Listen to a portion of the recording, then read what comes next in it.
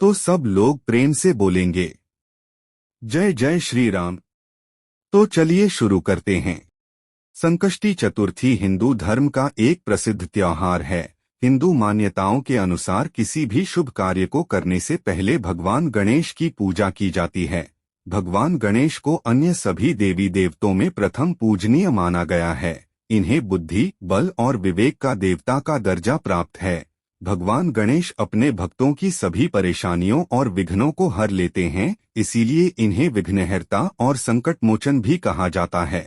वैसे तो हिंदू धर्म में देवी देवताओं को प्रसन्न करने के लिए ढेरों व्रत उपवास आदि किए जाते हैं, लेकिन भगवान गणेश के लिए किए जाने वाला संकष्टी चतुर्थी व्रत काफी प्रचलित है। आइए जानते हैं संकष्टी चतुर्थी के बारे में विस्तार से। शनिवार 27 अप्रैल। संकष्टी चतुर्थी क्या है? संकष्टी चतुर्थी संकष्टी चतुर्थी का मतलब होता है संकट को हरने वाली चतुर्थी। संकष्टी संस्कृत भाषा से लिया गया एक शब्द है जिसका अर्थ होता है कठिन समय से मुक्ति पाना। इस दिन व्यक्ति अपने दुखों से छुटकारा पाने के लिए गणपति की आराधना करता है। पुराणों के अनुसार चतुर्थी के दिन गौरी पुत्र गणेश की पूजा करना बहुत फलदायी होता है। इस दिन लोग सूर्योदय के समय से लेकर चंद्रमा उदय होने के समय तक उपवास रखते हैं। संकष्टी चतुर्थी को पूरे विधि विधान से गणपति की पूजा पाठ की जाती है। संकष्टी चतुर्थी पूजा विधि। गणपति में आस्था रखने वाले लोग इस दिन उपवास रखकर उन्हें प्रसन्न कर अपने मनचाहे फल की कामना करते हैं। इस दिन आप प्रातःकाल सूर्योदय से पहले उठ जाएं। व्रत करने वाले लोग सबसे पहले स्नान कर साफ और धुले हुए कपड़े पहन लें। इस दिन लाल रंग का वस्त्र धारण करना बेहद शुभ माना जाता है और साथ में यह भी कहा जाता है कि ऐसा करने से व्रत सफल होता है। स्नान के बाद वे गणपति की पूजा की शुरुआत करें। गणपति की पूजा करते समय जातक को अपना मुंह पूर्व या उत्तर दिशा की ओर रखना चाहिए। सबसे पहले आप गणपति की मूर्ति को फूलों से अच्छी तरह से सजा लें। पूजा में आप तिल, गुड़, लड्डू, फूल, तांबे के कलश में पानी, धूप, चंदन, प्रसाद के तौर पर केला या नारियल रख लें। ध्यान रहे कि पूजा के समय आप देवी दुर्गा की प्रतिमा या मूर्ति भी अपने पास रखें। ऐसा करना बेहद शुभ माना जाता है। गणपति को रोली लगाएं, फूल और जल अर्पित करें। संकष्टी को भगवान गणपति को तिल के लड्डू और मोदक का भोग लगाएं। गणपति के सामने धूप दीप जलाकर निम्नलिखित मंत्र का जाप करें। गजाननम भूत गणादि सेवितं कपित जम्बू फल चारु भक्षणम उमासुतं शोक विनाशकारकम नमामि विघ्नेश्वर पाद पंकजम। पूजा के बाद आप फल, मूंगफली, खीर, दूध या साबूदाने को छोड़कर कुछ भी न खाएं। बहुत से लोग व्रत वाले दिन सेंधा नमक का इस्तेमाल करते हैं, लेकिन आप सेंधा नमक नजरअंदाज करने की कोशिश करें। शाम के समय चांद के निकलने से पहले आप गणपति की पूजा करें और संकष्टी व्रत कथा का पाठ करें।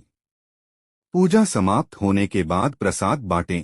रात को चांद देखने के बाद व्रत खोला जाता है और इस प्रकार संकष्टी चतुर्थी का व्रत पूर्ण होता है। संकष्टी चतुर्थी व्रत कथा। संकष्टी चतुर्थी मनाने के पीछे ढेरों पौराणिक कथाएं हैं, लेकिन उन सब में जो सबसे ज्यादा प्रचलित है, हम आपको वह कथा बताने जा रहे हैं। एक बार माता पार्वती और भगवान शिव नदी के पास बैठे हुए थे। तभी अचानक माता पार्वती ने चौपड़ खेलने की अपनी इच्छा जाहिर की, लेकिन समस्या की बात यह थी कि वहां उन दोनों के अलावा तीसरा कोई नहीं था जो खेल में निर्णायक की भूमिका निभाए। इस समस्या का समाधान निकालते हुए शिव और पार्वती ने मिलकर एक मिट्टी की मूर्ति बनाई और उसमें जान डाल दी। मिट्टी से बने बालक को दोनों ने यह आदेश दिया कि तुम खेल को अच्छी तरह से देखना और यह फैसला लेना कि कौन जीता और कौन हारा। खेल शुरू हुआ जिसमें माता पार्वती बार बार भगवान शिव को मात देकर विजयी हो रही थीं।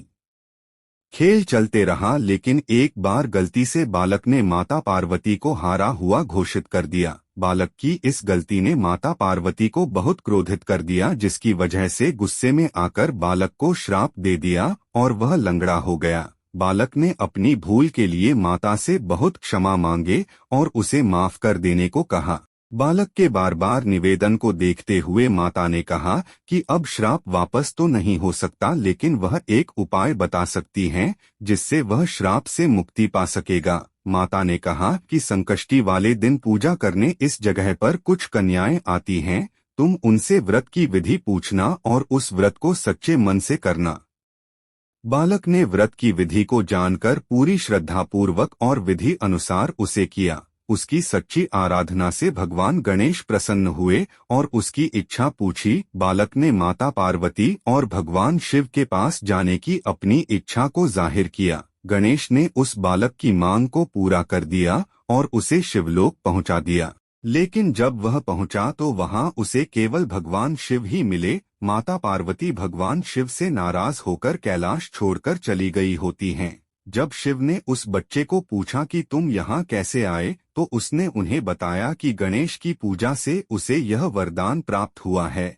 यह जानने के बाद भगवान शिव ने भी पार्वती को मनाने के लिए उस व्रत को किया, जिसके बाद माता पार्वती भगवान शिव से प्रसन्न होकर वापस कैलाश लौट आती हैं। इस कथा के अनुसार संकष्टी के दिन भगवान गणेश का व्रत करने से व्यक्ति की हर मनोकामना पूरी होती है। ऐसे ज्ञानवर्धक वीडियो के लिए सब्सक्राइब करें हमारे YouTube चैनल को। जय श्री राम सभी को।